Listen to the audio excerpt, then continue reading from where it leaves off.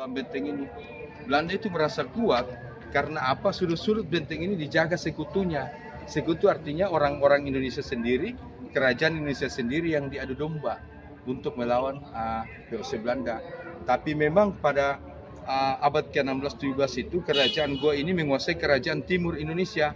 Jadi banyak raja-raja yang ingin bebas dari kerajaan Goa, ya, bebas kerajaan Goa. Nah, di sini Belanda melihat, wah, ini ada peluang untuk bisa membujuk, ya, kendaraannya mau lihat ya, untuk membujuk raja-raja ini supaya raja-raja ini juga nantinya bisa bersekutu Belanda. Dengan bergabungnya kerajaan dari Indonesia ini, Belanda itu semakin kuat. Nah, disinilah cikal bakal kerajaan Goa mulai melemah karena kerajaannya dulu bergabung Belanda. Kerajaan itu di Nusantara banyak bergabung kerajaan Goa, akhirnya menyeberang membantu perjuangan VOC Belanda. Ya, kita bisa terus sambil jalan. Jadi benteng ini Bapak dan Ibu dibuka untuk sehari-hari untuk merupakan perkantoran Balai Pelestarian Cagar Budaya, namun dikelola juga dan dibuka untuk sarana edukasi pendidikan, rekreasi dan hiburan. Ya, karena itu segala perubahan dalam benteng ini harus dikonsultasikan dengan pusat Jakarta. Ya, jadi benteng ini dulu fungsinya adalah salah satu benteng pengawal untuk melindungi namanya benteng Istana Kerajaan Goa yang ada di Sombo-Opu. Ya, namun Belanda kuat akhirnya ketika benteng ini dikuasai Belanda karena di sini pusat pemerintahan, pertahanan dan militer. Ya, sampai Belanda nantinya dipaksa menyerah tanpa syarat oleh Jepang. Ya, jadi ada satu bangunan pojok, itu bangunan ini nantinya yang satu-satunya bangunan yang tidak bertingkat dalam benteng itu bangunan Jepang tahun 1942. Jadi waktu dikuasai Jepang, 3 tahun juga lamanya Jepang berkuasa. Namun Jepang akhirnya juga dipaksa menyerah tanpa syarat oleh akhirnya Jepang juga terusir ketika Hiroshima dan Nagasaki dibom oleh Amerika. Itu akhirnya Jepang juga meninggalkan itu kawasan Asia Tenggara. Ya, pojok-pojok benteng ini kan bastion semua yang jaga, artinya bahwa sekutu-sekutu Belanda itu menjaga untuk perlindungannya orang-orang Belanda. Ya. Jadi pada masa kerajaan Goa, banyak raja-raja di Sulawesi yang cukup kuat, tapi ada juga sengketa antara raja-raja. Ya, jadi selain kerajaan Goa, tapi Goa yang dikenal sebagai kerajaan terbesar, makanya gelarnya Sombaya di Goa, Maharaja di Goa, Mangkawe Ribone, raja yang bertata di Bone, dan Mang Payunge Rilu, ya kerajaan yang berpayung di Tanah Lu. Tapi kerajaan Sopeng, kerajaan Wajo, Sidendeng Rapang, Citra Baru, itu punya kerajaan-kerajaan.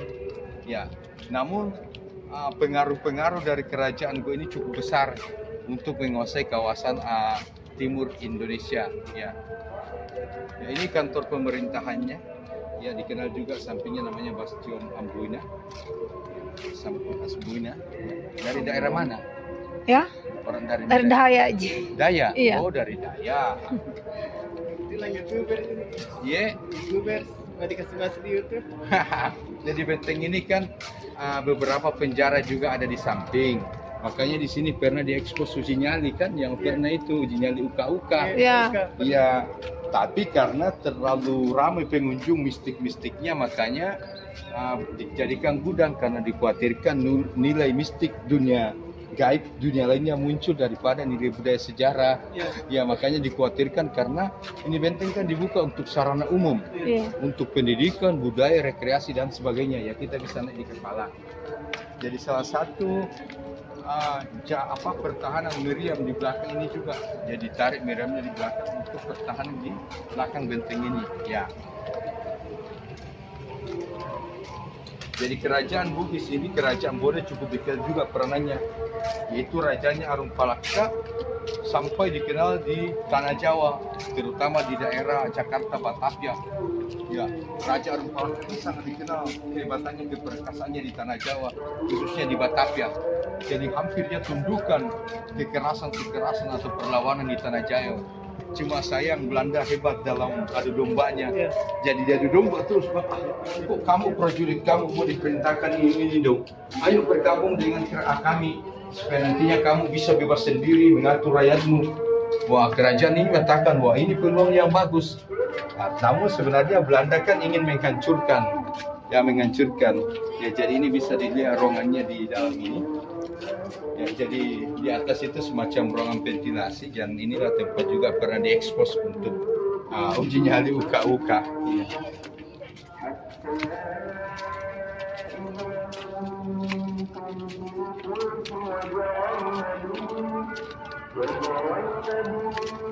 Ya ini salah satu kakinya benteng ini namanya Bastion Amboina. Bastion Ambon. Oh, Ambon. Yang paling setia menemani Belanda itu Ambon, sampai di Belanda sendiri ada perkampungan Ambon. Ya, betul.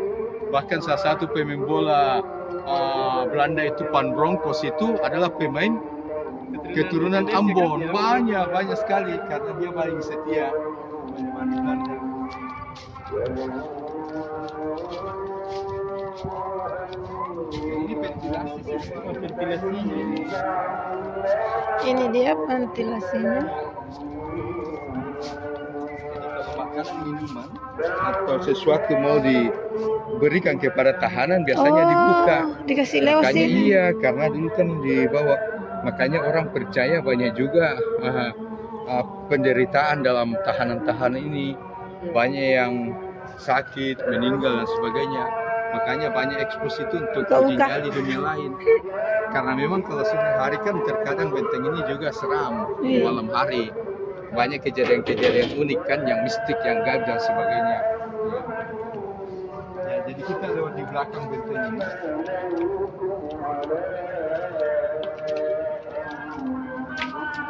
Ya, jadi ini benteng karena digelarnya benteng kota Iya.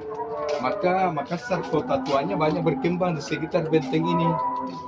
Karena itu ketika benteng kota Iya dari Sombo Opu dipindahkan, banyak orang-orang dari India, dari Arab, dari Pakistan, dari Cina, dari luar berdagang. Karena sangat strategis benteng ini dekat pelabuhan Soekarno-Hatta dan Potere. Ya. Namun jatuhnya benteng ini ke tangan Belanda membuat kerajaan gue itu semakin terdesak. Karena apa?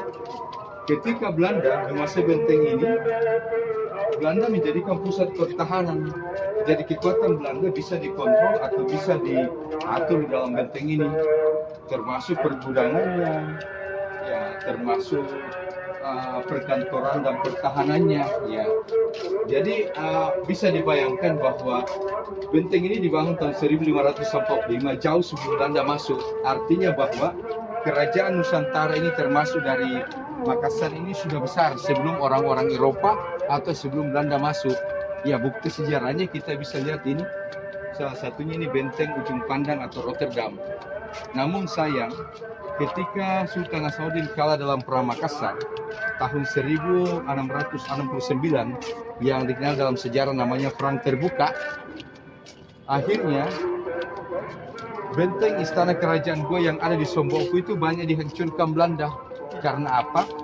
Belanda itu tidak ingin melihat kebangkitan kerajaan Nusantara Indonesia ini bangkit kembali, maka segala peninggalannya, kebesarannya banyak dihancurkan Belanda, termasuk benteng Sombaopu. Jadi hampir benteng-benteng yang lain itu tinggal puing-puing reruntuhan. Ya, kecuali benteng Rotterdam ini. Karena saat itu tidak sempat dikuasai. Benteng Barombong, Panakukang, Benteng Talo, itu semua itu hampir puing-puingnya aja. Ya, reruntuhannya. Bahkan Sombaopu sendiri, ya, puing-puing reruntuhannya. Ya. Ya, ini bangunan Jepang. Satu-satunya bangunan yang tidak bertingkat. Jadi semua bangunan yang ada di benteng ini bertingkat 2 dan 3. Oh, makanya beda Iya, anunya makanya beda karena ini bangunan Jepang. Dia jendelanya beda. Iya. Fungsinya untuk apa deh? Fungsinya sebagai pusat penelitian bahasa dan pertanian. Karena ketika Jepang sudah masuk, sudah modern, sudah maju, artinya tahun 1900-an, 40 itu sudah berkembang teknologi. Jadi itu dijadikan pusat pertahanan itu. Tidak lagi karena sudah pesawat dan sebagainya itu peralatan sudah mulai memasuki dunia semi modern. Jadi Jepang itu menjadikan semacam pusat pertahanan saja, pusat bahasa dan pertanian. Ya, Tapi Jepang meniru bangunan-bangunan tua, ya. Jadi benteng ini sendiri pernah rusak dalam arti kata beberapa bentuk dari atapnya dan beberapa rusak karena pernah juga agresi militer Belanda mencoba masuk terjadi lagi pertempuran, yaitu agresi militer Belanda kedua 1949 kan.